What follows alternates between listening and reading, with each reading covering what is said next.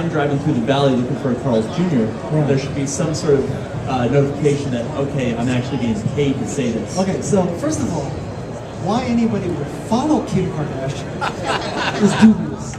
Secondly, why anybody would want to eat the same thing she eats is also dubious. But let's just get beyond those two minor points, right?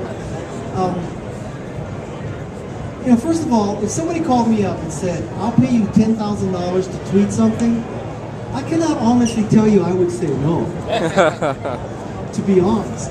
Now, the question is, you know, how do you stay out of jail and do that? So let's say that, let's say a company that I love asks me to tweet about a new model of car, right? So Audi is introducing an A3 diesel new model.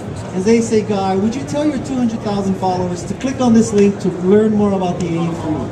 And here's $10,000. I absolutely would do it. If Reynolds Tobacco Company said, why don't you tweet about how, you know, the smoking doesn't cause lung cancer, I wouldn't do that for $1 million. So, but that's kind of a bright, hard line. I think when you tweet and you're paid to tweet, you should absolutely disclose. There's two good reasons. One is the FTC might put you in jail. The second reason is, I think if you want to maintain your credibility, you have to disclose that, you know, that tweet was paid for or sponsored. Now, but I am not so far to the other side that I say that you should never be paid for a tweet, because that, first of all, I would be accused of hypocrisy. But you know, do you think Tiger Woods drove a Buick because that's the best car he could afford? You know, unlikely. Do you think that all these endorsements for, you know, Gatorade or whatever, that's not just because, you know, they think that's the best drink. So there's this inherent understanding that celebrities endorse stuff for money.